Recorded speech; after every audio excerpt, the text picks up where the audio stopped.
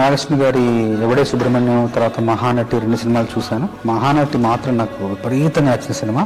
నాగి గారు కాల్ చేసి రమ్మన్నారు, వెళ్ళాను. వెళ్ళిన తర్వాత సందర్భం చెప్పడానికి ముందు నాకు కథా గమనాన్ని కాసేపు మాట్లాడి చెప్పిన తర్వాత వివరంగా చూపించారు, కొన్ని దృశ్యాలు చూపించారు.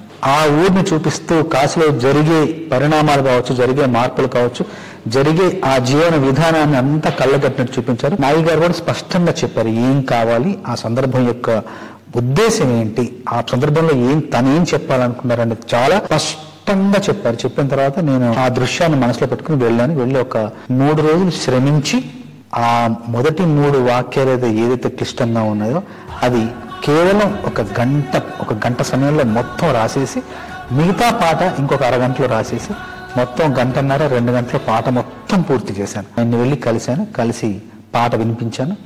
ఒక్క మాట కూడా ఆయన సవరణ లేకుండా, కరెక్షన్ లేకుండా పాట మొత్తం బిగిన చాలా బాగుందని చెప్పారు. పల్లవి రాసిన తర్వాత చరణాల్లో అవతార స్పృహ, అవతార స్పర్శ కొంచెంగా ఇస్తూ కలియుగానికి కలి యొక్క అవతారం ఎలా అయితే జనించిందో అక్కడికి వేగంగా రావాలనే ఉద్దేశంతో ముందు మాటలు మీనమై